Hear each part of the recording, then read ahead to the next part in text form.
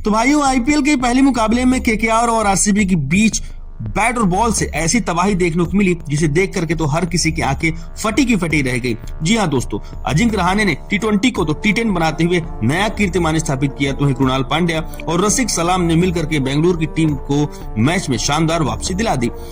तो आखिरकार कैसे बेंगलुरु की टीम ने मैच में वापसी की शानदार तरीके से, दोनों टीमों के बीच रोंगटे खड़े कर देने वाले इस मुकाबले की पूरी हाईलाइट तो हम आपको जरूर दिखाएंगे। लेकिन उससे पहले आपको क्या लगता है, विराट कोहली, अजिंक्य रहाणे, रिंकू सिंह में कौन सा सबसे खतरनाक बल्लेबाज है? आप खुद नीचे कमेंट करके बताइएगा। और लंबे इंतजार के बाद वो घड़ी आ गई है कि ईडन गार्डन के मैदान पर आईपीएल का पहला मुकाबला आरसीबी और केकेआर के बीच महासंग्राम चालू हो चुका है। और इस मुकाबले में टॉस के लिए जब सिक्का उछाला गया तो रजत पाटीदार ने टॉस जीता और पहले गेंदबाजी करने का फैसला किया और कोलकाता की टीम को बल्लेबाजी करने के लिए आमंत्रित किया। कोलकाता की तरफ से मुकाबले में पारी की शुरुआत करने के लिए दो खतरनाक बल्लेबाज क्विंटन डिकॉक के साथ सुनील नारायण की खतरनाक जोड़ी आई।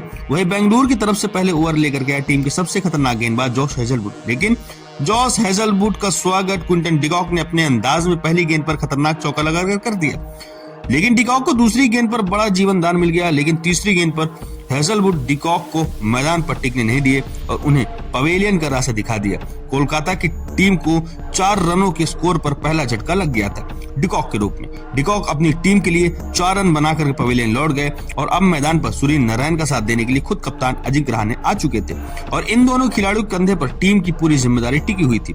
वहीं बेंगलुरु की तरफ से दूसरा ओवर लेकर के आए यश दयाल खतरनाक गेंदबाजी का नजारा दिखा रहे थे, बल्लेबाजों को बार बार परेशान करते हुए नजर आ रहे थे।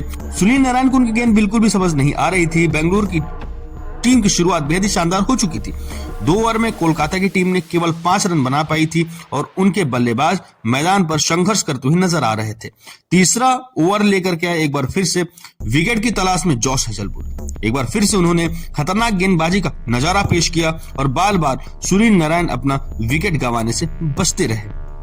लेकिन सुनील नारायण ने प्रेशर में आकर के ओवर की चौथी गेंद पर खतरनाक चौका जड़ दिया और अपनी टीम के स्कोर को तेजी से आगे बढ़ा दिया। लेकिन उसके बाद भी सुनील नारायण मैदान पर संघर्ष करते हुए दिखाई दिए। 3 ओवर में कोलकाता के स्कोर केवल 9 रनों तक पहुंच पाया था और इस ओवर में भी जॉश हेजलवुड ने केवल 4 रन दिए। बेंगलुरु की टीम को शानदार शुरुआत मिल चुकी थी। स्टेडियम में बैठे दर्शक भी मैच का भरपूर लुत्फ उठा रहे थे। स्टेडियम खचाखच भरा हुआ था। चौथे ओवर में बेंगलुरु कप्तान रजत पाटीदार ने बॉलिंग स्पेल में बदलाव किया। यश दयाल की जगह पर गेंदबाजी करने के लिए उन्होंने रसिक सलाम को बुलाया, लेकिन उनकी उम्मीदों पर पानी फेरते हुए कप्तान अजिंक्य रहाणे ने शानदार चौका लगा करके अपना खाता खोला और टीम के स्कोर को तेजी से आगे बढ़ाया। वही अजिंक्य रहाणे ने तीसरी गेंद पर शानदार बाउंड्री लगा करके रसिक सलाम की जमकर कुटाई कर दी और अपनी टीम के स्कोर को रॉकेट की रफ्तार से आगे बढ़ा दिया। केकेआर की टीम धीरे धीरे मैच में वापसी करती हुई नजर आ रही थी। अजिंक्य रहाणे का बल्ला इसके बाद भी रुकने का नाम नहीं ले रहा था। इसी ओवर की 5वीं गेंद पर एक और खतरनाक बाउंड्री जड़ करके बेंगलुरु खेमे में मातम फैला दिया था। अपनी टीम के स्कोर को 4 ओवर में 25 रन तक पहुंचा दिया था। कोलकाता के फैंस खुशी से झूम रहे थे। अजिंक्य रहाणे खतरनाक अंदाज में बॉलिंग कर रहे थे, तो वही टी20 को टी10 बना करके अजिंक्य रहाणे खेल रहे थे।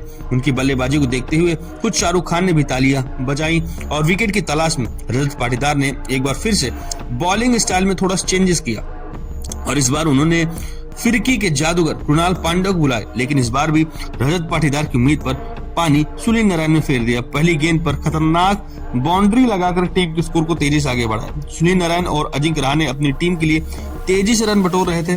बेंगलुरु के हर गेंदबाज की धज्जियां उड़ा रहे थे। ये दोनों बल्लेबाज केवल चौके में ही डील कर रहे थे।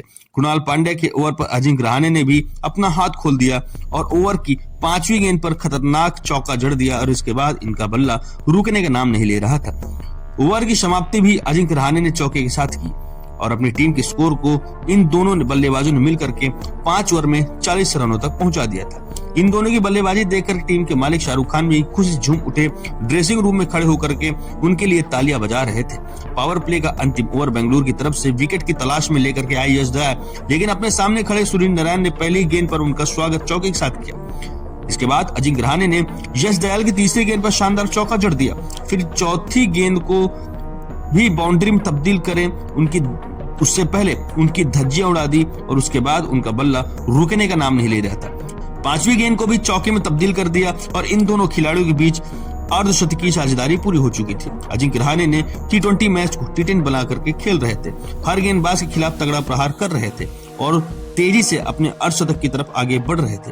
पावर प्ले के 6 ओवर भी कोलकाता का स्कोर 60 रनों तक पहुंच चुका था। 7वें ओवर में रजत पाटीदार ने एक बार फिर से बॉलिंग स्पेल में बदलाव किया। इस बार उन्होंने गेंदबाजी के लिए बुलाया श्रेयस शर्मा को, लेकिन अजिंक्य रहाणे इस अंदाज में बल्लेबाजी कर रहे थे कि दूसरी गेंद पर शानदार चौका जड़ दिया और अपने अर्धशतक की तरफ बढ़ गए।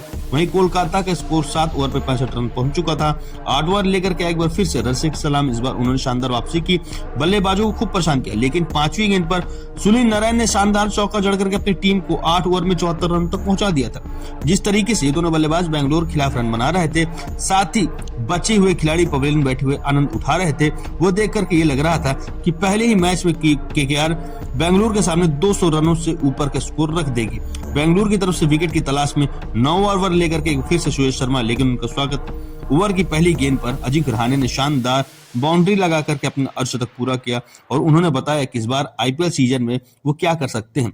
वहीं 5वीं गेंद पर सुनील नारायण ने भी अपने बल्ले का मुंह खोला और शानदार बाउंड्री जड़ी। फिर ओवर का अंत सुनील नारायण के शानदार चौके के साथ हो गया और अपनी टीम के स्कोर को 9 ओवर में 96 रनों तक पहुंचा दिया था। बेंगलुरु के हर गेंदबाज की धज्जियां उड़ा रखी थी। कोलकाता की स्कोर रॉकेट की रफ्तार से आगे बढ़ रहा था और इन दोनों की बल्लेबाजी देख करके पूरा क्रिकेट जगत हैरान था। बेंगलुरु के तेज गेंदबाज विकेट लेने के लिए तरस गए थे। विकेट की तलाश में बेंगलुरु की तरफ से 10वां ओवर लेकर के आए रसिक सलाम ने, सुनील नारायण तो कुछ अलग ही इरादे से मैदान पर उतरे थे। तीसरी गेंद पर शानदार चौका लगा दिया और अपनी टीम के स्कोर को 100 रनों के पार पहुंचा दिया।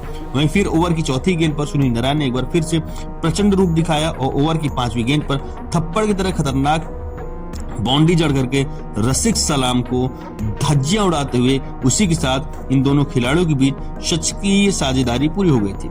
लेकिन रसिक सलाम ने ओवर की अंतिम गेंद पर सुनील नारायण को पवेलियन का रास्ता दिखा करके इसी का बदला ले लिया और कोलकाता की टीम को 107 रनों के स्कोर पर दूसरा बड़ा झटका लग गया था। सुनील नारायण अपनी टीम के लिए केवल 26 गेंदों में 44 रन का योगदान दे करके पवेलियन लौट गए, लेकिन कप्तान अजिंक्य रहाणे अभी भी मैदान पर टिके हुए थे।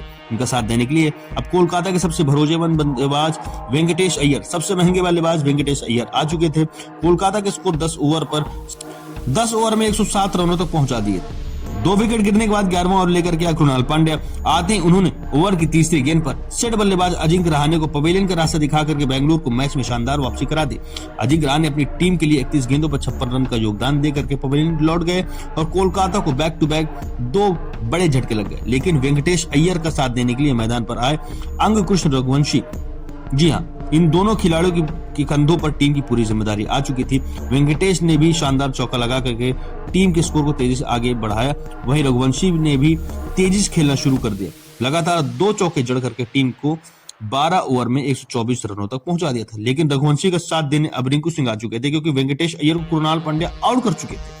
इन दोनों खिलाड़ियों ने मिलकर टीम के स्कोर को तेजी से आगे बढ़ाया और 14 ओवर में 141 रन तक पहुंचा दिया था। लेकिन रिंकू सिंह दोस्तों ज्यादा देर तक मैदान पर टिक नहीं पाए और 15वां ओवर लेकर के कृणाल पांड्या अंतिम गेंद पर बोल्ड कर दिया, पवेलियन का रास्ता दिखा दिया। वहीं बल्लेबाजी करने आए आंद्रे रसल भी कुछ खास नहीं कर सके, केवल 4 रन बना करके श्रेयस शर्मा का शिकार हो गए।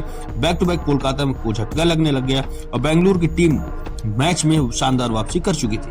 रघुवंशी अकेले टीम के लिए रन बना रहे थे, टीम का स्कोर 150 रन के पार पहुंचा रहे थे। लेकिन रघुवंशी भी 19 ओवर में अपना विकेट खो बैठे और कोलकाता को 168 रनों के स्कोर पर 7वां झटका लग गया था। वहीं अंतिम ओवर में हर्षित राणा ने भी अपना विकेट खो दिया और बैठे टीम के लिए केवल 5 रन बना करके पवेलियन लौट गए। कोलकाता की टीम बेंगलुरु के सामने 20 ओवर में 174 रन बना पाई और पहाड़ जैसा स्कोर खड़ा कर पाई, वो हो नहीं पाया।